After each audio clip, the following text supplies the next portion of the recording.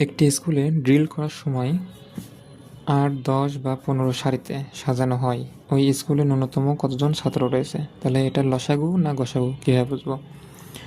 এই যে ন্যূনতম, সবচেয়ে ছোট, ক্ষুদ্রতম, অন্তর অন্তর বলা থাকলে সেটা লসাগু হবে।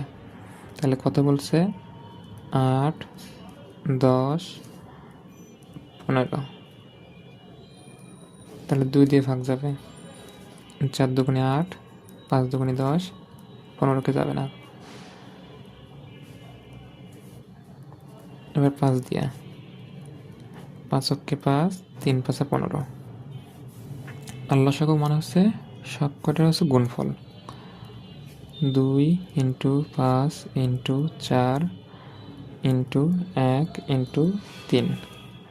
তাহলে ৫ দুগুণে ১০, ৪ ২০ ৪০, ৪০ অক্ষে ৪০, ৩ ৪০ ১২০। সুতরাং অ্যান্সার হচ্ছে ঘ।